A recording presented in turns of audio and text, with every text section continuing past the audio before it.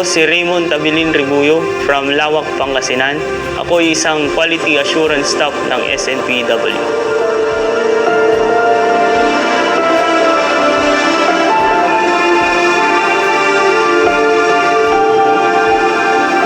Pandemic po, nasa Baguio ako sa isang aviation company.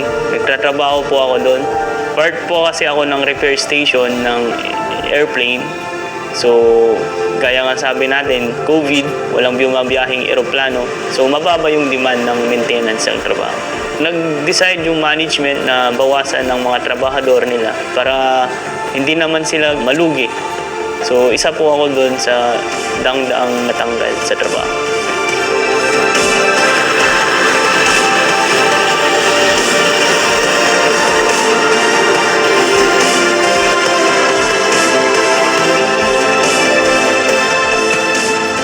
Nakilala ko si Ma'am Maan Tuazon Kiko at nagtanong ako kung may vacant na trabaho sa WCC Aviation School nila. Galing din ako sa aviation company.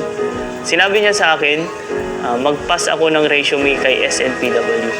Tuman ako sa process ng pag-i-screen ng trabador ng SNPW. So may exam, may initial interview, may final interview. Then finally, July 2021, na-hired na po ako ng SNPW.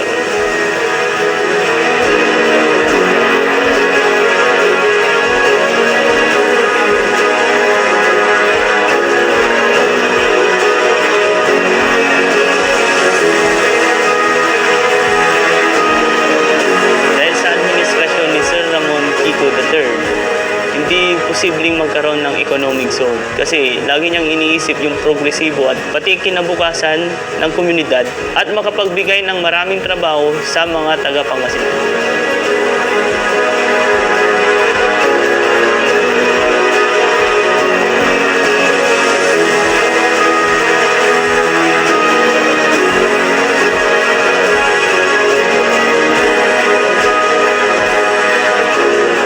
Importante ang economic zone sa Pangasinan para sa kabataan para makatulong sila sa pang-araw-araw na pangangailangan ng kanilang mga pamilya.